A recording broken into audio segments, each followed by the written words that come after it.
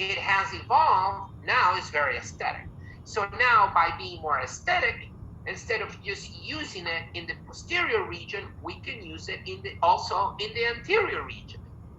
Okay, also in the anterior region, which is awesome, right? So because of that ability to be used in so many different ways and in different places, we can actually use it for everything. That's why it's very, very popular. But there are some mysteries about zirconia, and we're gonna talk about it.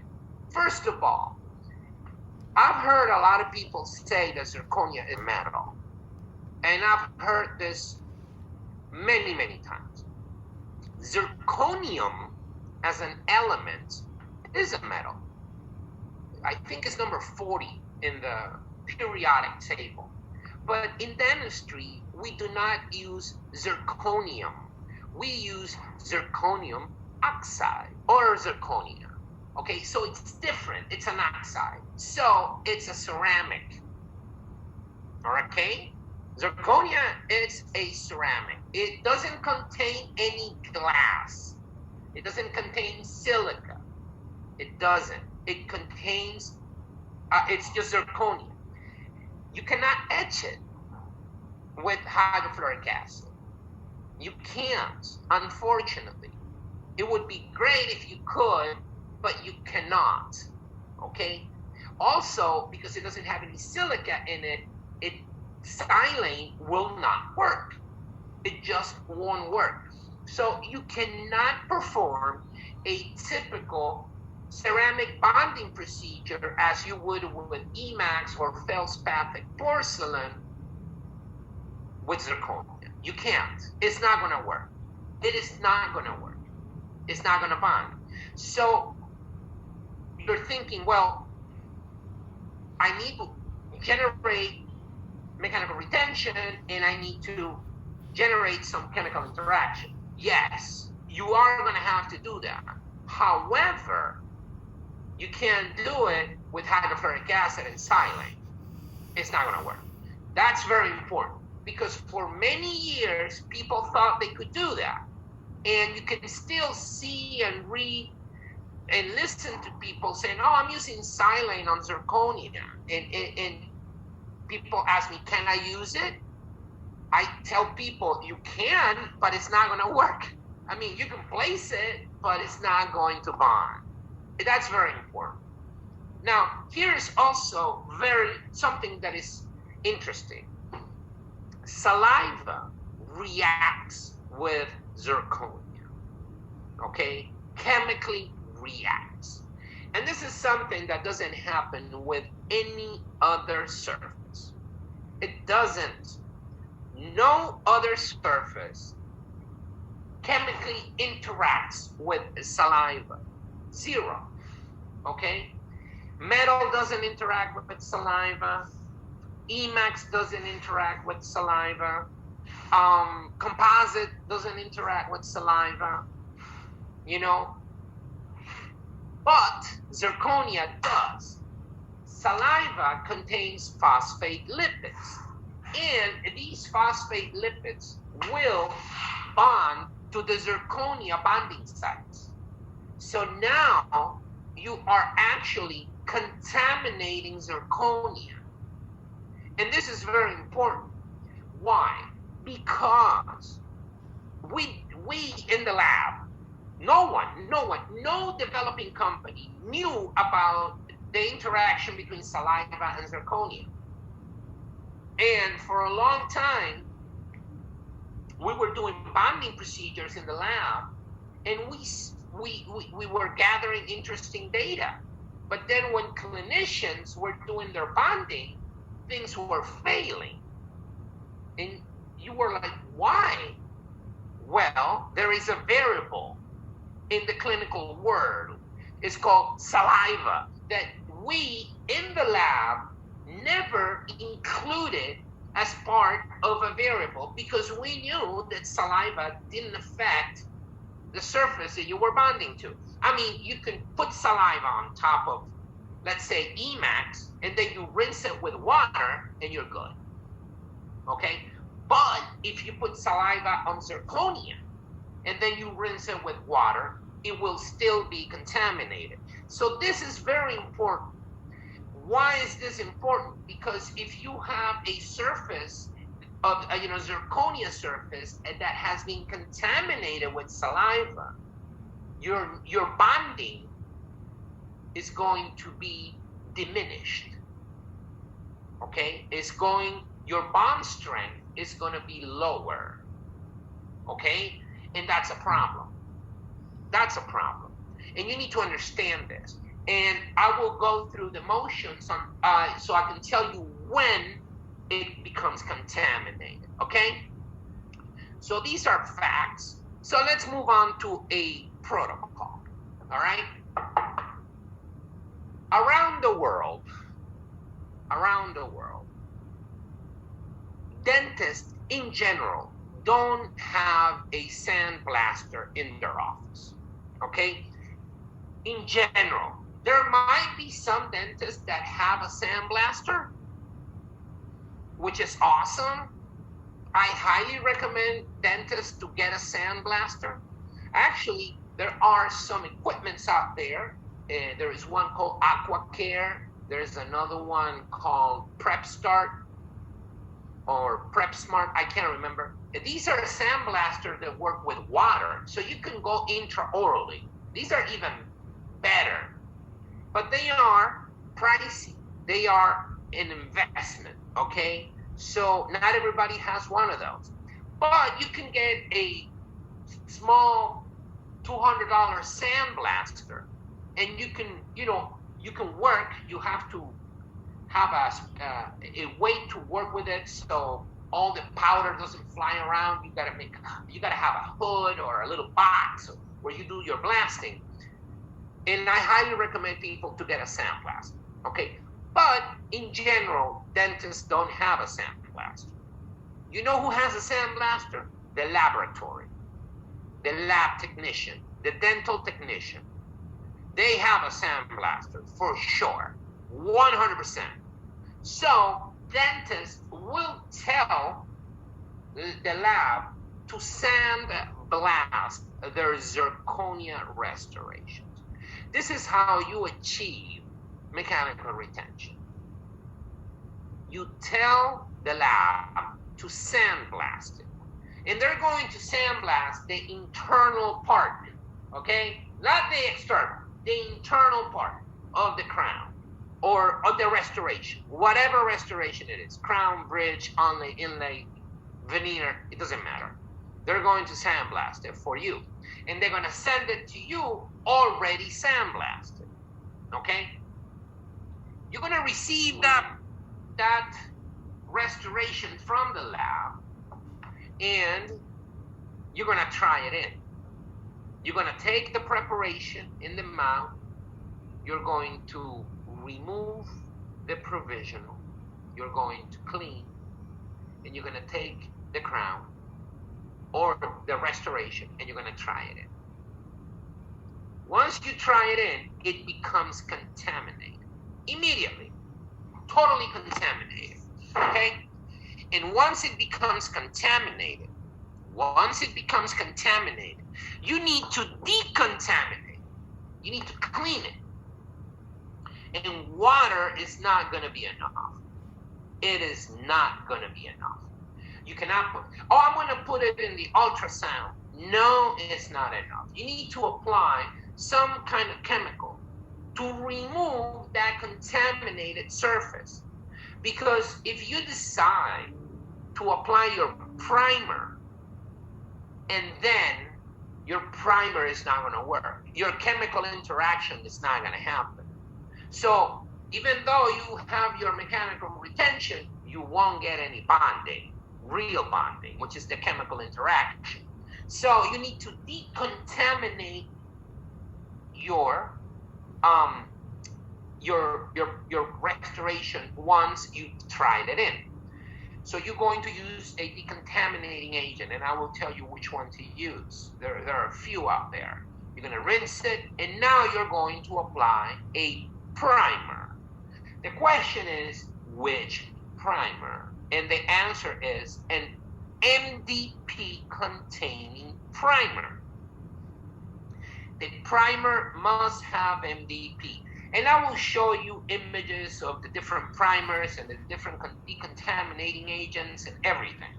But you need to use an MDP containing primer. Bisco has one, it's called Z Prime Plus. Okay, there are others out there, but they have to have MDP, which is specific for bonding to zirconia. This is a primer that will chemically bond to zirconia. So your primer must have MDP. I'm sorry, MDP is a monomer. And MDP is a monomer that will specifically bond to zirconia. It also bonds to metal, okay, but it bonds to zirconia. So it is very important. And then after you do that, you use your cement. Now, what are you going to do on your preparation?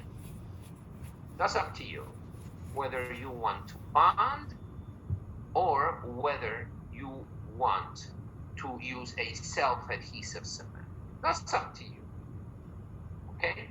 It is not a requirement, but it is important that you, as a clinician, determine whether the preparation needs the place of an adhesive or whether you decide to use a self-adhesive cement, which is totally feasible, but you need to understand that bonding to zirconia is one thing and bonding to the tooth is another thing.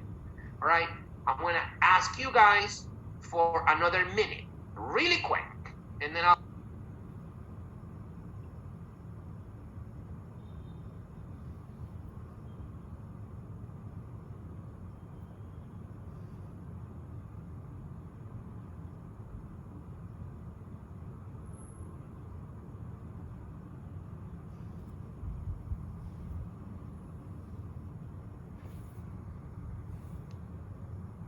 Okay, I am back, and everything is great.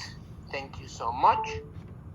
All right, so now that you have understood this, let's talk about someone that might have a sandblaster in their office. So a dentist that has a sandblaster, they have an advantage. Why? Because they get the restoration from the lab without any sandblasting done, and they are going to sandblast it themselves. So they try it in. As soon as they try the restoration in, it becomes contaminated. Now you can sandblast it. You know, you take it out of the mouth, you rinse it, and now you sandblast it. If you do this, you're not going to need to use a decontaminating agent. It doesn't hurt, but it's optional. I think that the more you do, the better, because your bonding is always better. But if you decide, I don't want to use a decontaminating agent because I have a sandblaster, you're going to be fine. So the decontaminating agent is optional. By having a sandblaster, you don't need to have the decontaminating agent. And then you sandblast, you rinse, you dry, and then you apply your MDP containing primer. Okay? So there is a difference in, you know, whether you sandblast it or whether it comes sandblasted. If it comes sandblasted, and you try it in, you have to decontaminate. It's mandatory.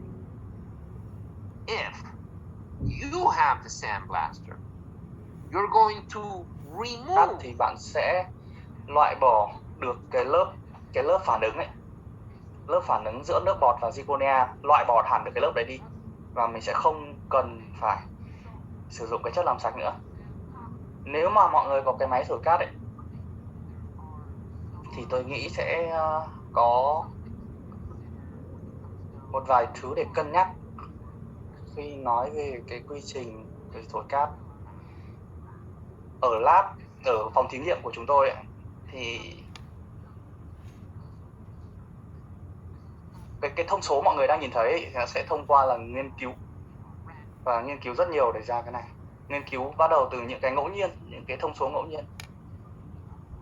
Và thông số này mà đưa ra cho mọi người là đã nghiên cứu rồi, hoàn toàn.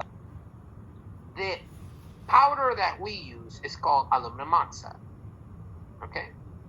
Aluminum oxide comes in different sizes. It is not expensive. Aluminum oxide is very cost effective. Okay? You can buy a lot of aluminum oxide with little amount of money. So we use a 50 micron aluminum oxide. Okay? 50 micron. Can you use something around 75? Yeah, you can. It's okay. But we use 50. We recommend 50. This is our protocol. Okay? We do control the pressure of the sandblaster to 40 psi or 2.8 bars. Okay? This is in the lab. But you can control that too in your office. Not a problem. Now, the first two, we like to really emphasize that, 50 micron, 40 psi. The time is different because the time is going to vary on the size of the restoration. At Bisco, when we do sandblasting of a zirconia surface for bonding, usually the surface has the same surface area. Always, all zirconia samples that we have one size, and they're flat. So we know that it will take about 20 seconds to properly sandblast that sample. But if you're sandblasting a crown, it's different than if you're sandblasting an onlay. It's different than if you're sandblasting a veneer. It's different if you're sandblasting a premolar restoration than a big molar restoration than a bridge. So in your case, you need to make sure that you sandblast properly. You can see how the surface looks different after you sandblast. Okay? Make sure that all the surface looks like you have sandblasted. We can control the angle of the sandblast nozzle, the tip. We can control it at 60 degrees. All we say is don't do it perpendicular. Just make an angle so you are sandblasting at an angle. And also, don't put the tip directly on the restoration. You got to keep a distance. We keep a distance about 2 centimeters. Okay? The more you do it, the more expertise you gain, the better you get at it. Okay? But we do try to keep these, bullet points as rules in the lab. Rules. All right? So, your primer. Your primer must contain MDP. I already said this. Okay? It should be dedicated, meaning that you should try to use a primer that is specifically for zirconia and metal and so on, but for zirconia. Yeah. Cái nhắc lại luôn là cái này bạn có thể sử dụng cái loại keo dán mà nó có MDP không thì cũng được, nhưng phải chiếu đèn. Và nếu mà cái keo dán ấy thì thường nó sẽ sử dụng tốt hơn trên răng, trên men. Nếu mà cái primer của bạn đọc thành phần nó có MDP, ok, được. Nếu mà mọi người làm nhiều zirconia thì mọi người nên có cái primer có MDP này, lúc nào cũng cần. Was developed by a company called Curare, a very good monomer. It's a very good monomer, and it was added to adhesives, to cements, to primers, and it was protected by a patent, and then the patent expire, and now everyone is using it. That's why you see